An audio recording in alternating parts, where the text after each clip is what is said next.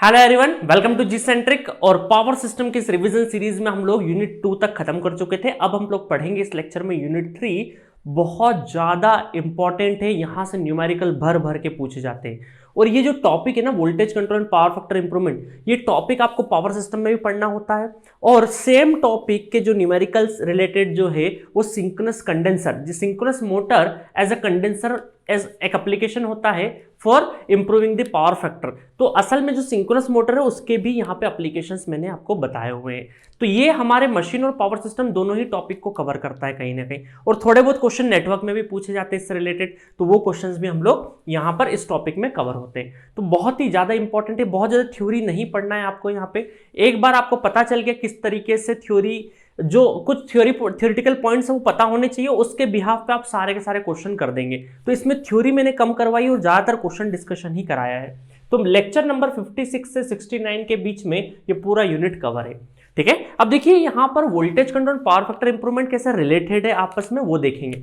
Suppose करिए यहां पर ये हमारा जनरेटिंग प्लांट है थोड़ी देर के लिए, ठीक है, और यहां से हम लोगों को बहुत दूर पावर सेंड करना है, पावर सेंड करना है। और ये हमारा लगा है लोड, ये क्या लगा हुआ है, लोड। ठीक है, लोड लगा हुआ है। और प्रैक्टिकली अगर देखा जाए तो लोड जो होते हैं वो कहीं ना कहीं हमारे लैगिंग टाइप के ही होते हैं प्रैक्टिकली लोड। अब देखिए यहां पर इस लोड को एक्टिव पावर और रिएक्टिव पावर की भी जरूरत पड़ेगी, एक्टिव पावर और रिएक्टिव पावर दोनों की जरूरत पड़ेगी इस लोड को। ठीक है, और जो जनरेटर है वो भी एक्टिव पावर और रिएक्टिव पावर दोनों ही सेंड करेगा, दोनों ही क्या करेगा, सेंड करेगा। ठीक है, अब देखिए जो रिएक्टिव पावर है, रिएक्टिव पावर आपको ये बात तो पता होगी कि जो एक्टिव पावर है वो मैकेनिकल इनपुट पर डिपेंड करता है और रिएक्टिव पावर जो है आपके एक्साइटेशन पर डिपेंड करता है, ये बात आपको पता है। ठीक है, यहाँ पे ये E है हमारा और ये V है। बेसिक लेक्चर में मैंने बताया कि रिएक्टिव पावर का फ्लो किस बात पे डिपेंड करता है, पोटेंशियल डिफरेंस पे डिपेंड करता है। अब समझिएगा कि जनरेटर इतना रिएक्टिव पावर क्या जनरेट कर पाएगा जो हजारों किलोमीटर या कम से कम सैकड़ों किलोमीटर जो दूर बैठा लोड है, क्योंकि ये किलोमीटर आपकी कई तकरीबन 50 किलोमीटर से लगा के 150 किलोमीटर के बीच की तो दूरी होगी मिनिमम 50 तो लेके ही चले, उससे ज्यादा ही होगी कहीं ना कहीं। तो 50 किलोमीटर से 150 और इससे भी ज्यादा हो सकती है। तो कई सैकड़ों किलोमीटर तक अगर मुझे रिएक्टिव पावर जनरेटिंग स्टेशन से वहां तक भेजना पड़ा तो क्या ये फिजिबल होगा? क्योंकि यहां तो रिएक्टिव पावर की बहुत सारी, आपका पूरा का पूरा शहर लैगिंग पावर फैक्टर से भरा हुआ है, तो इतना रिएक्टिव पावर क्या जनरेटर सप्लाई कर पाएगा? और मान लीजिए सप्लाई कर भी दिया तो इस जनरेटर की स्टेबिलिटी का कौन ख्याल रखेगा? इसीलिए जो आपका रिएक्टिव पावर है, जनरेटर रिएक्टिव पावर उतना ही जनरेट करता है जितने रिएक्टिव पावर के लिए इसे ट्रांसमिशन लाइन में एक्टिव पावर फ्लो कराने के लिए जरूरत हो। रिएक्टिव पावर जो जनरेट करता है वो इस बात पे बिल्कुल डिपेंड नहीं करता कि आपके लोड को जरूरत होगी या नहीं होगी। लोड को ये बोलेंगे कि आप अपना लोकली इंतजाम कर लीजिए रिएक्टिव पावर का, हमसे इतनी दूर से रिएक्टिव पावर क्यों ले रहे? क्योंकि हमसे इतनी दूर से रिएक्टिव पावर लेंगे तो एक तो हमें इस लाइन को मैग्नेटाइज करने के लिए रिएक्टिव पावर की जरूरत पड़ेगी, वो तो देना ही देना है, वो तो हमारी ड्यूटी है। बट उसके अलावा अगर आपको ज्यादा यहाँ पे जरूरत लग रही है तो आप खुद से इंतजाम कर लीजिए, हमसे इतनी दूर से मत लीजिए। ठीक है, आई बात समझ में? खुद से वहां इंतजाम कर लीजिए, हमसे इतनी दूर से मत लीजिए। क्योंकि अगर आप मुझसे रिएक्टिव पावर लेते हैं यहां पे तो पूरा सिस्टम हमारा अफेक्ट होता है। तो आपको अगर एक्सेस रिएक्टिव पावर की जरूरत लग रही है यहां पे तो आप अपना लोकली इंतजाम करिए। तो इसी वजह से मैंने वोल्टेज कंट्रोल को दो हिस्सों में तोड़ा है। दो हिस्सों में कैसे? इंटरनल वोल्टेज कंट्रोल और एक्सटर्नल वोल्टेज कंट्रोल। तो जो जनरेटर साइड में वोल्टेज कंट्रोल होता है वो कौन सा होता है? एक्सटर्नल, है ना? गलत नहीं बोल रहा हूं, सही बोल रहा हूं। जो जनरेटर साइड होता है वो क्या है? एक्सटर्नल वोल्टेज कंट्रोल, जहां पे हम AVR, AEC automatic voltage regulation, ये AVR, AEC automatic excitation controller, ठीक है, ये सारे के सारे जो वोल्टेज कंट्रोल मैंने बताया है ये हमारे जनरेटर साइड में होते हैं। तो यहां से न्यूमेरिकल आपको नहीं आता है। मेनली आपका जो लोड साइड में वोल्टेज कंट्रोल होता है उसको हम क्या बोलते हैं? Internal voltage control.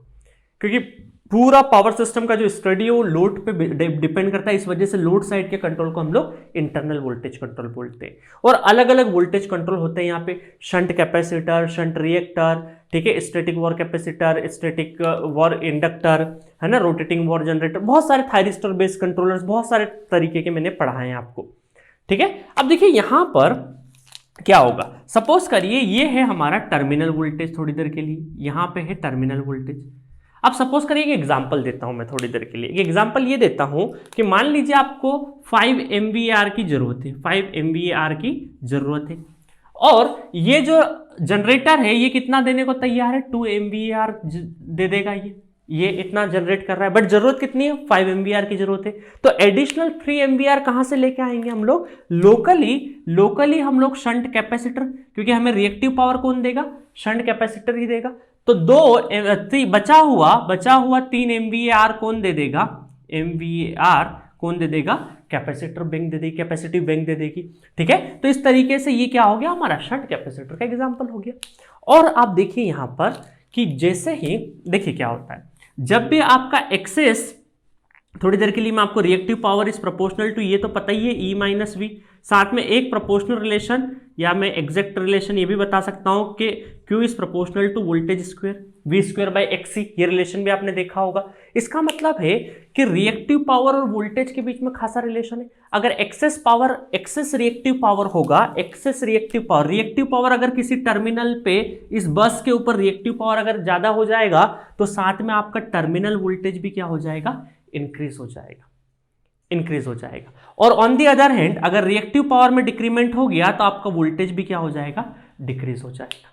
अब रिएक्टिव पावर के डिक्रीमेंट से क्या होगा, लेट अस सपोज आप समझिए कि आपके घर में रेफ्रिजरेटर है, थोड़ी देर के लिए सबके घर में होगा। रेफ्रिजरेटर को जैसे ही, क्योंकि हाईली इंडक्टिव लोड है वो, तो रेफ्रिजरेटर को जैसे ही चालू करेंगे तो आपके आसपास जो भी बल्ब जल रहा होगा उसमें हल्का सा फ्लिकर आएगा, हल्का सा डीप इन वोल्टेज आएगा।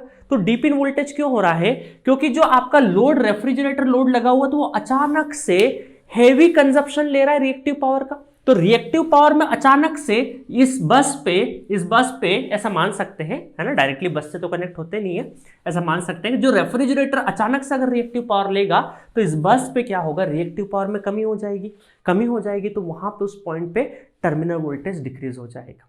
ठीक है, वापस वो विद इन 1 सेकेंड या विद इन माइलो सेकेंड क्या होता है, वो मेकओवर हो जाता है, वो अलग बात है। तो एक एग्जांपल बताया आपको कि रिएक्टिव पावर से क्या है, वोल्टेज क्या करेगा, फ्लिकर करेगा। अब समझते हैं पावर फैक्टर पे क्या अंतर आएगा। पावर फैक्टर असल में क्या होता है, power factor equal to cos phi equal to P by S. S को क्या लिख सकता हूं मैं, √P square plus Q square. ठीक है, अगर आप रेफ्रिजरेटर 4-5 रेफ्रिजरेटर जैसे लोड आपने बहुत सारा लेगिंग लोड चालू कर दिया, तो इसका मतलब क्या है कि आपका जो लोड है, यहां पे जो लोड है वहां पर रिएक्टिव पावर डिमांड बढ़ गई आपकी, बहुत सारे इंडक्टिव लोड लगाने की वजह से आपकी रिएक्टिव पावर डिमांड बढ़ गई, तो पावर फैक्टर क्या हो जाएगा, रिड्यूस होने लगेगा। पावर फैक्टर क्या होने चल लगेगा, रिड्यूस होने लगेगा। और जैसे जैसे डिक्रीज होगा पावर फैक्टर, तो ये हमारे लिए बिल्कुल भी अच्छी बात नहीं। क्यों अच्छी बात नहीं, बाकी डिटेल डिस्कशन मैंने किया है। तो इसीलिए अगर वोल्टेज कंट्रोल करने का मतलब ये समझिए कि पूरे इस टॉपिक में हम लोग कहीं ना कहीं सिर्फ और सिर्फ रिएक्टिव पावर को रेगुलेट करेंगे। रिएक्टिव पावर को बहुत ही इफेक्टिव मैनर में अगर यूटिलाइज किया जाए, तो आपका वोल्टेज तो कंट्रोल होगा, साथ में पावर फैक्टर भी क्या होगा, इंप्रूव हो जाएगा। समझ में आया ये चीज, ठीक है। तो अब मैं अलग अलग केसेस ले लेता हूं यहां पे कि हम लोगों ने क्या क्या किया है। ठीक है, तो सबसे पहले मैंने शंट कैपेसिटर की बात करी है। किसकी बात करी है मैंने, शंट कैपेसिटर की। बहुत इंपॉर्टेंट है शंट कैपेसिटर। ठीक है, शंट कैपेसिटर। अब ये शंट कैपेसिटर मैंने कौन से लेक्चर में डिस्कस किया है ये बता देता हूं मैं आपको। लेक्चर नंबर 58 में डिस्कस किया है। पूरा डेरिवेशन आपको लेक्चर नंबर 58 में मिलेगा। ठीक है, शंट कैपेसिटर का 58 ही ना, हाँ 58 पूरा लेक्चर आपको शंट कैपेसिटर का डेरिवेशन वगैरह क्या हो सकता है, एग्जांपल क्या नहीं हो सकता, पूरा आपको कुछ भी याद नहीं रखना। आपको सिर्फ एक ही याद रखना है कि QC इक्वल टू इसको हम लोग QC बोलते हैं ना, QC equal to Q1 minus Q2।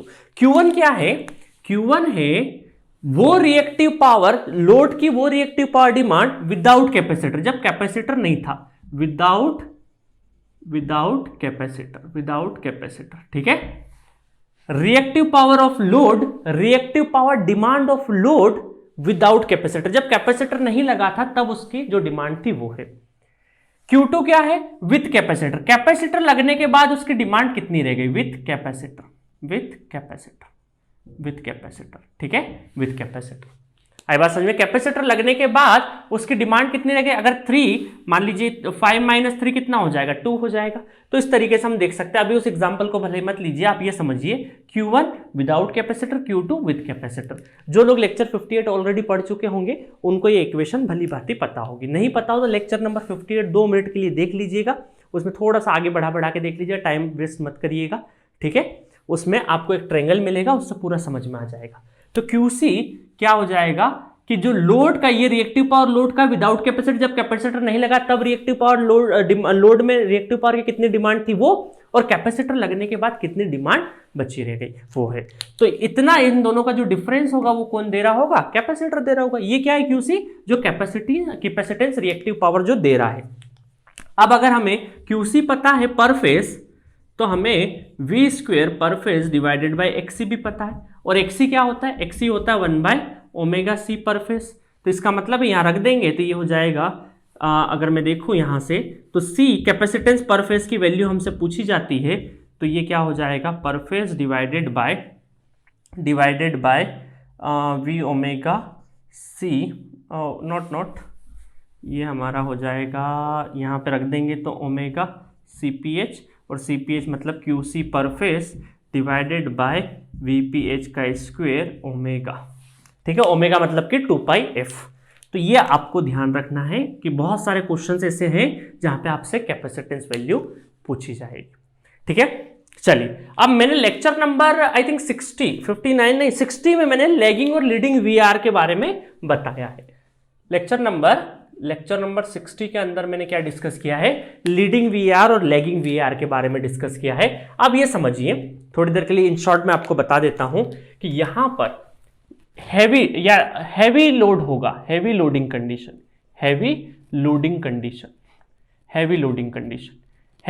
Condition का मतलब है कि आपने बहुत सारा लैगिंग लोड लगा रखा है। वैसे लैगिंग लोड का मतलब क्या है, जो भी हमारा लोड है प्रैक्टिकली वो सब लैगिंग है ना, इंडक्शन मोटर ही तो है सारे के सारे लोड। तो हमने ये करा है हैवी लोडिंग का मतलब ये समझिए कि आपने बहुत सारा रेफ्रिजरेटर, बहुत सारे इंडक्शन मोटर एक साथ चालू कर दी, मतलब हमारे पावर प्लांट पे क्या हो गया, बहुत ज़्यादा लोड बढ़ गया, हैवी लोड हो गया। हैवी लोड होने का मतलब क्या है ये समझिए, हैवी लोड होने का मतलब है कि यहाँ पे बहुत सारा लैगिंग लोड है, मतलब आपको यहाँ पर क्या हो जाएगा, positive, it requires positive VR। क्या है, किसकी जरूरत है, it requires positive VAR required. Heavy loading का मतलब क्या है कि बहुत सारे इंडक्टिव लोड लगे, तो इंडक्टिव लोड जो होते हैं उनको किसकी जरूरत होती है, पॉजिटिव VR की जरूरत होती है। और पॉजिटिव VR के सप्लाई कौन देगा, बहुत जरूरी है, यहाँ पे गड़बड़ कर देते हैं, पॉजिटिव VR रिक्वायर्ड, ठीक है। और इसका मतलब ये है कि अगर बहुत सारे इंडक्टिव लोड लगेंगे, मतलब कि कहीं ना कहीं रिएक्टिव पावर की कमी हो जाएगी, उन्हें सबको रिएक्टिव पावर चाहिएगा ना। एक रेफ्रिजरेटर था जब तक तो काम हो गया, बहुत सारे रेफ्रिजरेटर लग जाएंगे, सबको रिएक्टिव पावर चाहिएगा। इसका मतलब है कि यहाँ पर पॉजिटिव VR रिक्वायर्ड का मतलब है कि डिफिशियंसी स्पेलिंग देख लेना, कमी है ना, deficiency of reactive power, deficiency I think DE आएगा, डिफिशियंसी ऑफ रिएक्टिव पावर की कमी हो गई है। अब इस कमी को कौन दूर करेगा, जब पॉजिटिव VR की रिक्वायरमेंट होगी तो आपका जो कैपेसिटर है वो क्या सप्लाई करेगा, कैपेसिटर बैंक यूज करेंगे, कैपेसिटर बैंक, ठीक है। क्योंकि ये क्या करेगा, कैपेसिटर बैंक क्या करती है, positive VAR fade into the line. Please इस लाइन को बहुत ध्यान रखिएगा, क्योंकि बहुत सारे बच्चे सोचते हैं कैपेसिटर लगाए तो ये निगेटिव दे रहा होगा, निगेटिव नहीं, ये इस पॉजिटिव देगा, क्योंकि जब पॉजिटिव की रिक्वायरमेंट होगी तो पॉजिटिव देगा, ठीक है। तो असल में आप ये चीज समझिएगा, अगर नहीं समझ में आए तो लेक्चर पूरा देख लीजिएगा, लेक्चर नंबर 60 पूरा देखना है आपको, 59 60 पूरा देखना है, ठीक है। और नहीं आए तो समझ में आ गया होगा, वैसे ज्यादा वो वाली बात नहीं है। अगर लाइटली लोड कंडीशन है, लाइट लोड कंडीशन का मतलब है कि यहां पर अब रेफ्रिजरेटर बहुत कम हो गए, मतलब अब रिएक्टिव पावर क्या है, आपको कम रिक्वायर्ड, मतलब आपको रिएक्टिव पावर एक्सेस में हो चुका है ना, यहाँ पे रिएक्टिव पावर क्या हो चुका है, एक्सेस रिएक्टिव पावर हो गया, एक्सेस रिएक्टिव पावर। इसका मतलब है इसको किसकी जरूरत है, निगेटिव VR की जरूरत है, निगेटिव VR रिक्वायर्ड। है ना, बहुत ज्यादा एक्सेस रिएक्टिव पावर हो गया है, एक्सेस रिएक्टिव पावर हो गया। अब ये चाह रहे हैं कि हमारे पास से रिएक्टिव पावर चली जाए, रिएक्टिव पावर चली जाए, तो अब इनके पास रिएक्टिव पावर जाएगा कैसे? जब रिएक्टिव पावर लेने वाला प्राणी आ जाएगा, और रिएक्टिव पावर लेने वाला प्राणी कौन सा है? Inductive bank, L bank, inductive bank. ठीक है, तो इसलिए हम यह बोलते हैं कि निगेटिव वी आर की रिक्वायर्ड होगी, तो इंडक्टर क्या करेगा? Negative V R fed into the line. इतनी चीजें ध्यान रखिए। आपको मैं क्वेश्चंस जो बताऊंगा सिर्फ इसके क्वेश्चन छोड़ना नहीं है, एक भी क्वेश्चन नहीं छोड़ना। मैं आज जो क्वेश्चन बोलते जाना वो तो करना ही करना है। आप पूरे क्वेश्चन भी कर लेंगे तो भी बहुत बेहतर रहेगा, बहुत ज्यादा बेहतर है, क्योंकि ये टॉपिक बहुत ज्यादा इंपॉर्टेंट है। समझ में आया? तो हम लोगों ने क्या डिस्कस किया? एक तो बेसिक में चीजें डिस्कस करी, बहुत ज्यादा थ्योरी आपको नहीं पढ़ना है। शंट कैपेसिटर में ये चीज ध्यान रखिएगा, क्वेश्चन के थ्रू ये सारी चीज क्लियर हो जाएगी आपको। ये दो स्टेटमेंट ध्यान रखिएगा, ठीक है। अब चलते हैं इसके नेक्स्ट पार्ट पे। सो लेक्चर नंबर 61 में हम लोगों ने दो चीजें डिस्कस करी। कौन कौन सी दो चीजें डिस्कस करी है? यहां पर हम लोगों ने एक तो एसवीसी, स्टैटिक वॉर कंपनसेटर, और रोटेटिंग वॉर कंपनसेटर, आरबीसी या फिर आरवीजी, रोटेटिंग वॉर जनरेटर इसको बोलते हैं। ये असल में है क्या? सिंक्रोनस मोटर है। ये क्या आपकी? Synchronous motor. अभी 2 मिनट में सिंक्रोनस मोटर का भी कॉन्सेप्ट आपको मैं बता दूंगा, ठीक है। एसवीसी में क्या होता है? एसवीसी में जो क्यू है आपका, क्यू कैपेसिटेंस जो भी रहे, इंडक्टर कैपेसिटर दोनों ही मैं बोलूंगा तो जनरलाइज क्यू लिख देता हूं, plus minus V square by mod V square by XC. अब एक्सी या एक्सएल दोनों ही हो सकता है, ठीक है। अब देखिए यहां पे पॉजिटिव साइन कब यूज करेंगे हम लोग? पॉजिटिव साइन फॉर कैपेसिटर और निगेटिव साइन फॉर इंडक्टर, ठीक है। अब आई होप आपको नजर आ रहा होगा वहां तक। इसमें वी स्क्वेयर बाय एक्स, तो पॉजिटिव साइन कब यूज करेंगे? कैपेसिटर के लिए। निगेटिव साइन किसके लिए यूज करेंगे हम लोग? इंडक्टर के लिए। क्योंकि पॉजिटिव साइन कैपेसिटर के इसलिए क्योंकि positive V R fed into the line, और जब इंडक्टर लगेगा तो negative VAR fed into the line. Numerical solve करते टाइम पे आप कई बार ये साइन नहीं यूज करते हैं, बट पावर सिस्टम की, हाँ नेटवर्क वगैरह में अगर आता है तो, बट पावर सिस्टम की लैंग्वेज में पॉजिटिव निगेटिव अगर आप बोल देते fed into the line, negative V R fed into the line, positive V R fed into the line, तो आपको साइन लगाने की वैसे जरूरत नहीं है, बट अंडरस्टैंडिंग पता होनी चाहिए। इसी डेरिवेशन से यहाँ पे मैंने डेरिवेशन करवाया जिससे पता चला है पॉजिटिव निगेटिव की कहानी पूरी, ठीक है।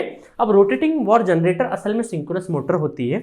अब सिंक्रोनस मोटर में क्या होगा समझिएगा, सिंक्रोनस मोटर में जो क्यू है वो क्या हो जाएगा? क्यू का जो एक्सप्रेशन निकलेगा वो इस तरीके से निकलेगा कि मॉड ऑफ ई, ये एक्साइटेशन है, एक्साइटेशन माइनस ये terminal voltage V R divided by x.